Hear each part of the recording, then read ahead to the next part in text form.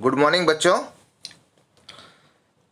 आशा करता हूँ आप सब अपने अपने घरों में स्वस्थ होंगे और अभ्यसरत होंगे। आज हम स्पर्श पाठ्यपुस्तक पर आधारित हमारा अगला अध्याय अब कहाँ दूसरों के दुख से दुखी होने वाले इस पाठ का विस्तार पूर्वक अध्ययन करने जा रहे हैं। बच्चों, निदा फाजली जी द्वारा रचित यह कहानी जो है प्रकृति के बहुत करीब है, कुदरत के बहुत करीब है। उन्होंने कहा कि कुदरत ने यह धरती उन तमाम जीवधारियों के लिए अता फरमाई थी जिन्हें खुद उसी ने जन्म दिया है। मतलब हमारा सबका जन्म जो है, मेरा आपका पूरे इंसान मानव जाति का जन्म जो है कुदरत से हुआ है, प्रकृति से हुई है। लेकिन हुआ यह है कि आदमी नाम के कुदरत के सबसे अजीम करिश्मे ने धीरे धीरे पूरी धरती को ही अपनी जागीर बना लिया और अन्य तमाम जीवधारियों को दरबदर कर दिया। और ये सही बात है। इंसान ने अपने बुद्धि के बल पर अपने और प्रकृति के बीच में एक दीवार खड़ी कर ली। नतीजा यह हुआ कि अन्य जीवधारियों की या तो नस्लें खत्म हो गई या उन्हें अपना ठौर ठिकाना छोड़कर कहीं और जाना पड़ा। फिर आज भी वे एक आशियाने की तलाश में मारे मारे फिर रहे हैं। हमने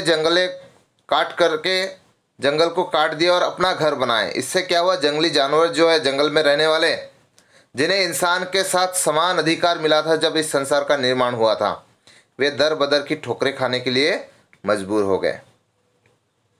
इतना बार हुआ रहा होता तो भी गनीमत होती, लेकिन आदमी नाम के इस जीव की सब कुछ समेट लेने की भूख यही पूरी नहीं हुई।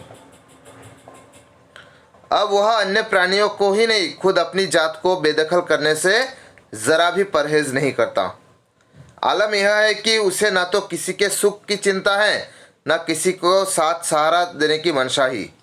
यकीन ना आता तो इस पाठ को पढ़ जाइए और साथ ही याद कीजिएगा कि आपके आसपास के लोगों को, बहुत संभव है इसे पढ़ते हुए ऐसे बहुत से लोग आपको याद आए जो कभी ना कभी किसी न किसी के साथ इस तरह का बर्ताव कर रहे होते हैं। तो देखते हैं बच्चों पाठ। बाइबल के सोलेमोन, जिन्हें कुरान में सुलेमान कहा गया है, ईसा से 1025 वर्ष पूर्व एक बादशाह थे। कहा गया है कि वह मानव जाति के ही राजा नहीं थे, सारे छोटे बड़े पशु पक्षी के भी हाकिम थे। क्योंकि वे जो सोलोमन राजा थे, ये केवल इंसानों के लिए राजा नहीं थे, बल्कि वे पशु पक्षियों की आवाज़ भी समझते थे और छोटे छोटे जीव जंतुओं के लिए भी वे कोई हकीम से कम ना थे। हकीम का अर्थ है जो दवा दारू करते हैं, जो बीमारी को ठीक करते हैं। वह इन सब की भाषा भी जानते थे। एक दफ़ा सुलेमान अपने लश्कर के साथ एक रास्ते से गुजर रहे थे। लश्कर का अर्थ है सेना। एक समय ऐसा हुआ था, सुलेमान राजा जो है अपनी सेना के साथ एक रास्ते से गुजर रहे थे।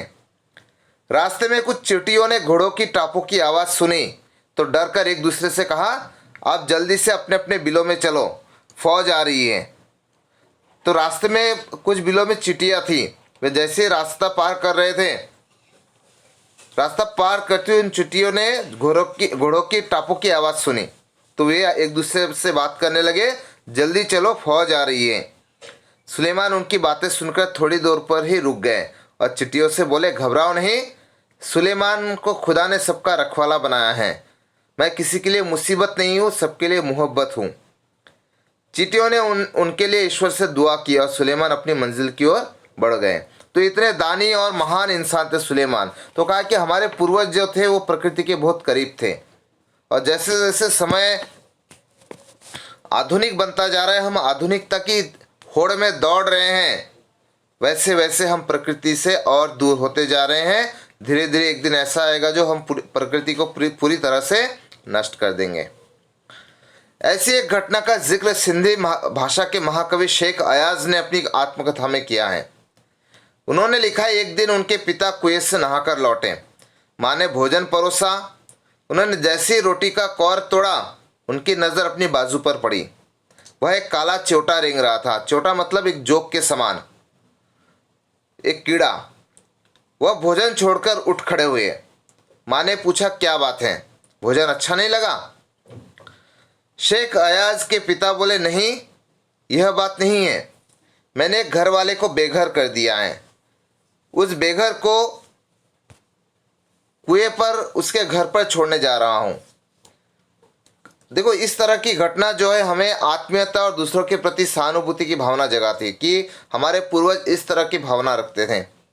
वे सिर्फ इंसानों के ही नहीं अपितु छोटे छोटे जीव जंतुओं के भी दुखों को समझते थे, उनके दुखों को दूर करने की कोशिश करते थे। और आज हम प्रकृति के उतने ही दूर जा रहे हैं। हमारे मन में सहानुभूति नाम की चीज रह ही नहीं गई है। बाइबल और दूसरे पावन ग्रंथों में नूह नाम का एक पैगंबर का जिक्र मिलता है। बच्चों, पैगंबर मतलब जो मुस्लिम धर्मगुरु होते हैं उसे पैगंबर कहते हैं। उनका असली नाम लश्कर था, लेकिन अरब ने उनको लू के नकब से याद किया है। वह इसलिए कि आप सारी उम्र रोते रहें। इसका कारण एक जख्मी कुत्ता था। नूह के सामने एक बार एक घायल कुत्ता गुजरा। नूह ने उसे दुत्कारते हुए कहा, दूर हो जा गंदे कुत्ते। इस्लाम में कुत्तों को गंदा समझा जाता है। कुत्ते ने उसकी दुत्कार सुनकर जवाब दिया, ना मैं अपनी मर्जी से कुत्ता हूँ, ना तुम अपनी पसंद से इंसान हो। बनाने वाला सबका तो एक ही है। जब नूह ने उस कुत्ते को दुत्कारा तब कुत्ते ने जवाब दिया कि ना तुम अपनी इच्छा से इंसान बने हो, ना ही मैं अपनी मर्जी से कुत्ता बना हूँ, और ना इंसान बनने की तुम्हारी पसंद है। जिसने हमें बनाया वो तो ईश्वर परमात्मा एक ही है। मट्टी से मट्टी मिले खोके सभी निशान, किसमें कितना कौन है कैसे हो पहचान। फिर कुत्ते ने कहा कि हमारा शरीर तो मिट्टी से बना हुआ है, सबका शरीर अपितु इस संसार में जन्मे हर छोटे बड़े जीव जंतु का शरीर जो है मिट्टी से बना हुआ है। कहा है कि मिट्टी से जब शरीर बना है तो संसार में सब कुछ नश्वर है। मनुष्य अपने आप पर व्यर्थ ही अभिमान करता है। इस तरह का घमंड करना उचित नहीं है। अंततः यह नष्ट होकर मिट्टी में ही मिल जाता है। मिट्टी में मिलकर उसका कोई नामो निशान तक नहीं रहता, सब कुछ मिट जाता है। शरीर का एक एक कण जो है मिट्टी में समा जाता है। जीवन भर बड़ी बड़ी डींगे हाँकने वाले मनुष्य का अस्तित्व ही समाप्त हो जाता है। मिट्टी में मिल जाने पर यह पहचानना कठिन हो जाता है कि यह किसकी मिट्टी है। लेखक के कहने का भाव यह है कि मनुष्य में मिट्टी में ही विलीन हो जाना है। अंत में सबको मिट्टी में ही मिल जाना है। अतः उसे कभी भी अभिमान नहीं करना चाहिए, अपने अस्तित्व पर उतना घमंड नहीं करना चाहिए। अतः इस संसार में हर छोटे बड़े जीव जंतुओं को उतना ही महत्व देना चाहिए जितना कि इंसानों का है। नूह ने जब उसकी बात सुनी तो दुखी हो मुद्दत तक रोते रहे, और यह बात सुनकर के नूह राजा जो है सदियों तक रोते रहे। महाभारत में युधिष्ठिर का अंत तक जो साथ निभाता नजर आता है वह प्रतीकात्मक रूप में कुत्ता ही है। सब साथ छोड़ते गए तो केवल वही उनके एकांत को शांत करता रहा। बच्चों, ये महाभारत की कथा युद्ध के पश्चात द्रौपदी और उनके जो 5 पति है पांडव है, वे सभी स्वर्ग के लिए निकलते हैं, हिमालय के लिए निकलते हैं।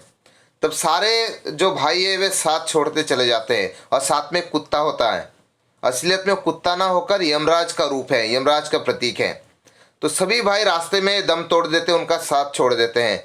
केवल वह कुत्ता जो है, यमराज जो है, वे युधिष्ठिर को स्वर्ग ले जाने के लिए उनके साथ रहता है, उन्हें राह दिखाता है। इसलिए हमें कुत्ते को दुत्कारना नहीं चाहिए।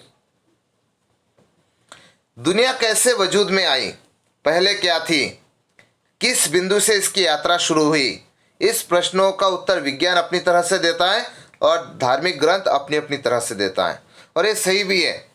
विज्ञान कहता है कि बिग बैंग थ्योरी के कारण हमारी पृथ्वी जो है सूरज में अत्यधिक गर्मी हुई, गर्मी के कारण सूरज के कई टुकड़े होकर के इधर उधर बिखर गए और धरती का निर्माण हुआ।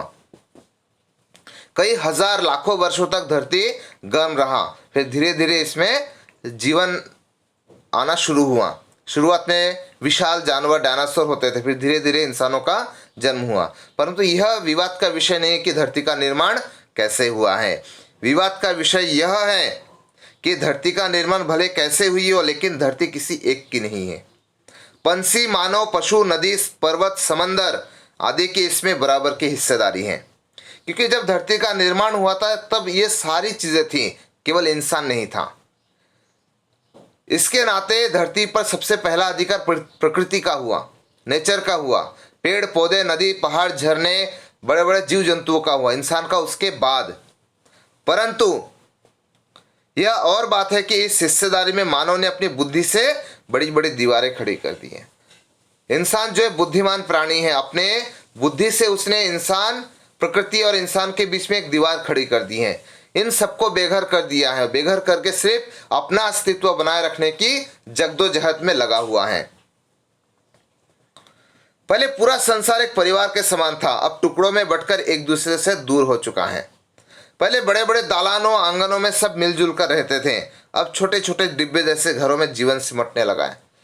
कितना सही बात कही है उन्होंने कि पहले गांव में, हमारा कहते हैं भारत जो है गांव में बसता है, और भारत की सच्ची तस्वीर अगर हमें देखनी हो तो गांव में जाना चाहिए।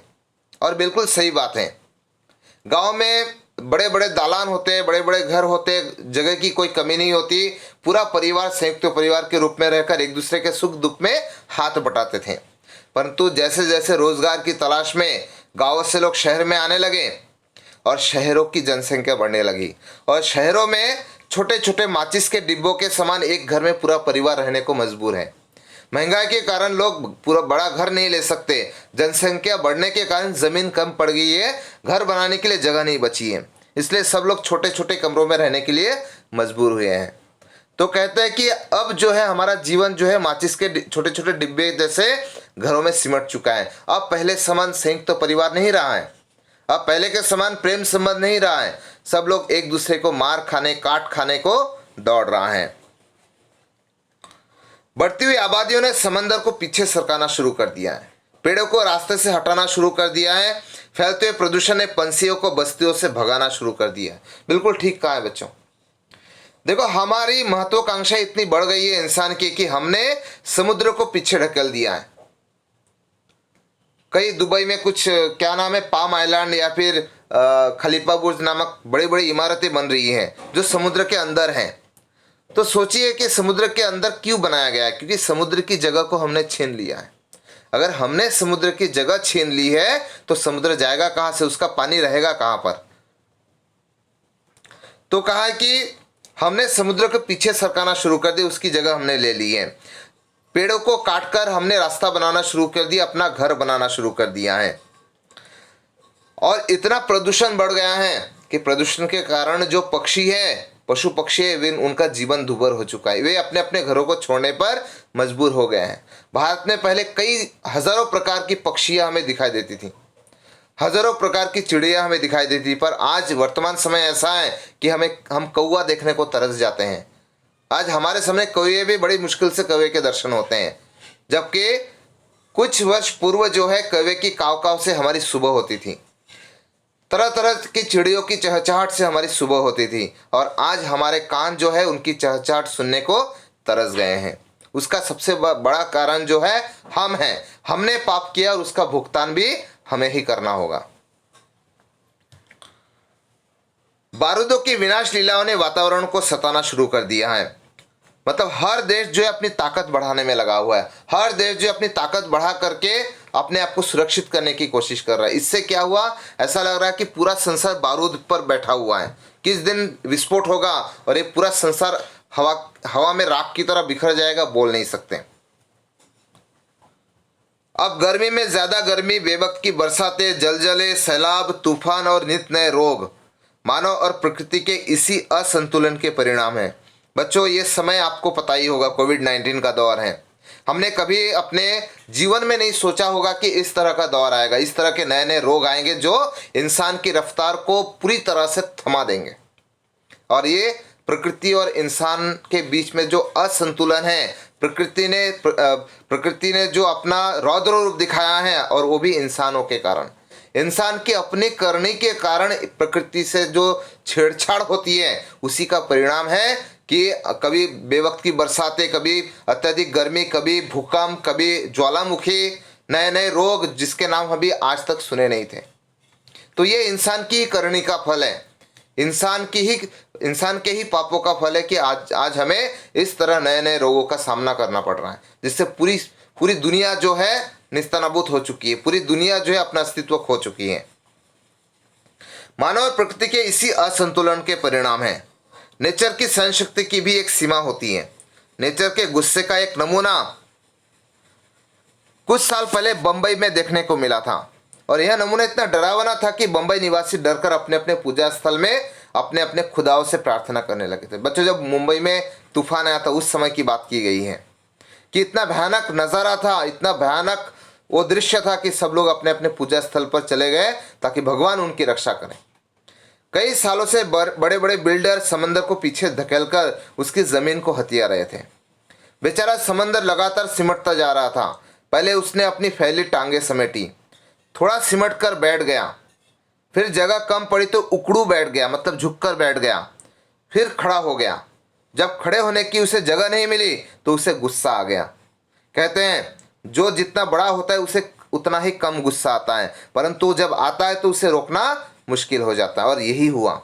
उसने एक रात अपनी लहरों पर दौड़ते हुए 3 जहाज़ों को उठाकर बच्चों की गेंद की तरह 3 दिशाओं में फेंक दिया। एक वर्ली के समंदर के किनारे आकर गिरा, दूसरा बांद्रा के क्वार्टर रोड के सामने औधे मुंह और तीसरा गेटवे ऑफ इंडिया पर टूट फूट कर सैलानियों का नज़ारा बना।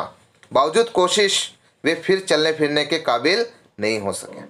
देखो बच्चों, कवि ने लेखक ने कितनी अच्छी बात कही है। उन्होंने कहा है कि जो जितना बड़ा होता है उसे उतना कम गुस्सा आता है, परंतु जब आता है तो उसे रोकना मुश्किल हो जाता है। क्योंकि हमारी प्रकृति हमारी माँ है। माँ अगर रोज रोज गुस्सा करेगी, प्रकृति अगर हमें रोज अपना रौद्र रूप दिखाएगी तो हमारा अस्तित्व समाप्त हो जाएगा। हम एक पल के लिए मच्छर की तरह छू हो जाएंगे।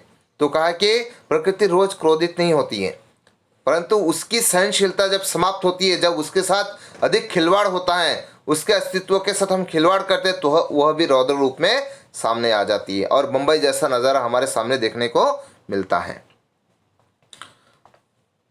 मेरी माँ कहती थी, मेरी मतलब लेखक की माँ, सूरज ढले आंगन के पेड़ों से पत्ते मत तोड़ो, पेड़ रोएंगे। आज भी हमारे पूर्वज गांव में ये सारी बातें मानते हैं कि सूरज ढलने के बाद वे पेड़ों से पत्ते नहीं तोड़ते। दिया बत्ती के समय फूलों को मत तोड़ो, फूल बद्दुआ देते हैं। दरिया पर जाओ तो उसे सलाम किया करो, वह खुश होता है। दरिया मतलब नदी सागर। कबूतर को मत सताया करो, वे हजरत मोहम्मद को अजीज हैं। उन्होंने उसे अपनी मज़ार के नीले गुंबद पर घोंसला बनाने की इजाज़त दे रखी है। मुर्गे को परेशान न किया करो, वह मुल्ला जी से पहले मोहल्ले को अजान देकर सवेरे जगाता। आज तो मुर्गे की बात सुनना बड़ा मुश्किल हो गया है, क्योंकि मुर्गे की बात सिर्फ गाँव में सुनाई देती है, शहरों में नहीं। शहर के लोगों को तो सिर्फ धूल धक्कड़ और भागदौड़ की ज़िंदगी की आवाज़ सुनाई देती है। कवि कहते हैं, सबकी पूजा एक सी अलग अलग है रीत, मस्जिद जाए मौलवी कोयल गाए गीत। इसका अर्थ है बच्चों की हर किसी की पूजा एक समान होती है। हर किसी की पूजा जो है एक ही होती है, भगवान की प्रार्थना करने की, भगवान को मानने की, चाहे उसकी पूजा करने का तरीका कितना ही अलग क्यों ना हो। हर कोई पूजा केवल भगवान या अपने इष्ट को प्रसन्न करने के लिए ही करते हैं, फिर चाहे उसे प्रसन्न करने के लिए वो पूजा करने का कोई तरीका क्यों ना अपनाए। जैसे मौलवी अपने इष्ट देव अपने अल्लाह को प्रसन्न करने के लिए वह उनकी पूजा के लिए मस्जिद में जाता है, नमाज पढ़ता है, और एक कोयल अपने इष्ट को प्रसन्न करने के लिए अपनी सुरीली मधुर आवाज में गीत गाती है ताकि उसके प्रभु जो उससे प्रसन्न हो और उसकी पूजा के अपने तरीके से करती हैं। पूजा करने का कोई भी क्यों ना तरीका अपनाए, परंतु पूजा का अर्थ जो है, पूजा का अस्तित्व जो है एक ही है, हमारे इष्ट देव को प्रसन्न करना। भगवान की इबादत, भगवान उनकी इबादत सुनकर प्रसन्न होता है, लोगों को पवित्र करते हैं। वैसे ही कोयल बागों में पेड़ों में बैठकर अपने मधुर बोल में सबको प्रसन्न एवं पवित्र करती है। तो इस तरह से कवि कहते हैं कि हमारे पूजा का तरीका भले ही अलग क्यों ना हो, परंतु हमारे पूजा करने का अस्तित्व या फिर उद्देश्य जो एक ही है, भगवान को प्रसन्न करना। लेखक आगे कहते हैं, ग्वालियर में हमारा एक मकान था। उस मकान के दालान में 2 रोशनदान थे। रोशनदान मतलब बेटा वेंटिलेटर, जहाँ से रोशनी आती है। उसमें कबूतर के एक जोड़े ने घोंसला बना लिया था। एक बार बिल्ली ने उचक कर 2 में से एक अंडा तोड़ दिया। एक बिल्ली जो है उस अंडे को या फिर चिड़िया को खाने के चक्कर में 2 में से एक अंडा उसने तोड़ दिया। मेरी माँ ने देखा तो उसे दुख हुआ। उसने स्टूल पर चढ़कर दूसरे अंडे को बचाने की कोशिश की, लेकिन इस कोशिश में दूसरा अंडा उसी के हाथ से गिरकर टूट गया। कबूतर परेशानी में इधर उधर फड़फड़ा रहे थे। उनकी आंखों में दुख देखकर मेरी माँ की आंखों में आंसू आ गए। इस गुनाह को खुदा से मुआफ कराने के लिए उसने पूरे दिन रोज़ा रखा। दिन भर कुछ खाया पिया नहीं, सिर्फ रोती रही और बार बार नमाज पढ़ पढ़कर खुदा से इस गलती के लिए माफ़ करने की दुआ मांगती रही। बच्चों, आज हम कई गलतियां करते, कई जानवरों को परेशान करते, उनकी जान ले लेते, परंतु इस तरह पश्चाताप जो है हम लोग नहीं कर पाते, क्योंकि हम में वो संवेदनशीलता वो समाप्त हो चुकी है। जो दूसरों की पीड़ा देखकर जो भावनाएं हमारे मन में उठनी चाहिए वो समाप्त हो चुकी हैं। ग्वालियर से बंबई की दूरी ने संसार को काफ़ी कुछ बदल दिया है। वर्सोवा में जहाज मेरा घर है, पहले दूर दूर तक जंगल था। लेखक अब ग्वालियर एमपी से मुंबई आ चुके। वर्सोवा में पेड़ थे, परिंदे थे और दूसरे जानवर थे। अब यह समंदर के किनारे लंबी चौड़ी बस्ती बन गई है। इस बस्ती ने न जाने कितने परिंदों चरिंदों से उसका घर छीन लिया है। इसमें से कुछ शहर छोड़कर चले गए हैं, जो नहीं जा सके हैं उन्होंने यहाँ वहाँ डेरा डाल लिया है। इनमें से 2 कबूतरों ने मेरे फ्लैट के एक मचान में घोंसला बना लिया है। बच्चे अभी छोटे हैं, उनके खिलाने पिलाने की जिम्मेदारी अभी बड़े कबूतरों की है, जैसे कि होती हैं। वे दिन में कई बार आते जाते हैं और क्यों ना आए जाए, आखिर उनका भी तो घर है। लेखक ने ऐसा इसलिए कहा है क्योंकि लेखक का फ्लैट, लेखक का घर जहाँ बना हुआ है वहाँ पे कुछ वर्ष पहले जंगल था, जहाँ पर पक्षी थे, पशु थे, परिंदे चरिंदे अपना घोंसला बनाकर रहते थे। हमने उनके आशियाने को उजाड़ा है, हमने उनके घर को तोड़ करके अपना आशियाना बनाया है, तो इस नाते उस घर पर उनका भी बराबर का अधिकार है, चाहे उससे हमें परेशानी क्यों ना हो। तो लेखक भी ऐसा ही मानते हैं। लेकिन उनके आने जाने से हमें परेशानी भी होती है। वे कभी किसी चीज़ को गिराकर तोड़ देते हैं, कभी मेरी लाइब्रेरी में घुसकर मिर्ज़ा कबीर या मिर्ज़ा गालिब को सताने लगते हैं। लेखक की लाइब्रेरी में बहुत सारी किताबें हैं, मिर्ज़ा गालिब की, कबीर दास जी की, तो वे किताबों में घुस जाती है चिड़िया, कभी इन किताबों को गिरा देती है। इस रोज़ रोज़ की परेशानी से तंग आकर मेरी पत्नी ने उस जगह जहाँ उनका आशियाना था एक जाली लगा दी। उनके बच्चों को दूसरी जगह कर दिया गया, मतलब अब बच्चे अंदर और पक्षी जो उसकी माँ है बाहर हो गई है। उनके आने जाने की खिड़की को बंद कर दिया जाने लगा है। खिड़की के बाहर अब दोनों कबूतर रात भर खामोश और उदास बैठे रहते हैं। मगर अब ना सुलेमान है जो उनकी जुबान को समझकर उनका दुख बांटे, ना मेरी माँ है जो इनके दुखों में सारी रात नमाजों में काटे। कहा कि अब ना सुलेमान है जो उन कबूतरों की भाषा समझकर उनके दुखों को दूर करे, और ना ही मेरी माँ है जो उनके दुखों को, अपनी गलती को माफ़ करने के लिए रात भर नमाजों में काट दे। कहा कि आज संसार में लोगों की संवेदनशीलता कम हो चुकी है, आज उनमें प्रेम भावना रह नहीं गई है। नदियाँ सींचे खेत को, सूरज तोता कुतरे आम, सूरज ठेकेदार सा सबको बांटे काम। कवि कहते हैं, कवि ने इन पंक्तियों में धार्मिक सद्भावना का संदेश बांटते हुए कहते हैं कि जिस प्रकार नदियाँ धर्म न देखकर सभी प्रकार की जाति तथा धर्म को मानने वाले लोगों को समान रूप से पानी का वितरण करती हैं और सबको समान रूप से अपना प्रेम बांटती है, अपनी शीतलता से सबको सराबोर कर देती है और खेतों को सींचती है, तथा तोते भी आम के बाग में जाकर आम कुतरते हैं। वे यह नहीं देखते कि आम के बाग किस धर्म के हैं या किस धर्म के लोगों ने उसे बनाया है, उसे तो बस आम के बाग में आम से मतलब होता है, क्योंकि यह आम का खाना उसका प्राकृतिक कार्य है। वैसे ही सूरज भी समान भाव से संसार के समस्त प्राणियों को जगाकर उन्हें अपने अपने कार्य को करने के लिए प्रेरित करते हैं। कहा कि सूरज जो है ठेकेदार सा बना हुआ है, जो सुबह होते ही सबको अपने अपने कामों में भेज देता है। हमें चाहिए इनसे सीख ले और धार्मिक भेदभाव को दूर करके सभी को अपना भाई ही समझे। कवि कहते हैं कि इस तरह प्रकृति ने जब आपस में प्रेम भाव दर्शाया है, प्रेम भाव दिखाया है, तो हम कौन होते हैं? हमने क्यों आपस में भेदभाव कर रखा है? हम क्यों आपस में भेदभाव करते हैं? जब नदियाँ सबको, प्रकृति के सभी उपादान सबको समान रूप से प्रेम बांटते हैं, तो हम क्यों नहीं कर सकते? जब सूरज अपनी रोशनी से सबको एक समान प्रेम देते हैं, तो हम क्यों नहीं दे सकते? तोता एक पक्षी जो अपनी भावनाएं नहीं बता सकते, वे जब बिना भेदभाव के सबके प्रेम को अपनाते हैं, तो इंसान तो इस संसार के सबसे बुद्धिमान प्राणी है। तो क्यों इंसान इस तरह से भेदभाव करते हैं? क्यों इंसान आपस में एक दूसरे के खून के प्यासे हो चुके हैं? क्यों उनमें संवेदनशीलता पूरी तरह से समाप्त हो चुकी है? क्यों हम अब दूसरों के दुख को देखकर दुखी नहीं होते? क्यों हम दूसरों के दुखों को दूर करने की कोशिश नहीं करते? क्यों नहीं हम दूसरों की पीड़ा देखकर पीड़ित होते हैं? इस पाठ के साथ लेखक ने हमारे मन में, हमारे समक्ष इस सारे प्रश्न जो है छोड़ गए हैं और हमें सोचने पर मजबूर कर गए हैं कि आखिर इंसान की वह संवेदनशीलता कहाँ चली गई है, क्यों समाप्त हो गई है, जो सदियों पहले हमारे पूर्वजों की निशानी थी। हमारे पूर्वज प्रकृति के बहुत करीब थे, प्रकृति को अपनी माँ मानकर उसकी पूजा करते थे, और आज हम उन्हीं की संतान होकर उस प्रकृति से छेड़छाड़ कर रहे हैं। उस प्रकृति को समाप्त करने पर आमादा हो चुके हैं। उस प्रकृति के अस्तित्व को समाप्त करने के लिए हम आमादा हो चुके हैं। हम आज प्रकृति के साथ खिलवाड़ करके हम अपने ही अस्तित्व के साथ खिलवाड़ कर रहे हैं। एक दिन ऐसा आएगा जब प्रकृति तो रहेगी, लेकिन इंसान नाम की प्राणी, इंसान नाम की प्रजाति का इस संसार से नामो निशान मिट जाएगा। इसलिए लेखक कहते हैं कि आज वर्तमान समय में अब कहाँ दूसरों के दुख से दुखी होने वाले लोग हैं।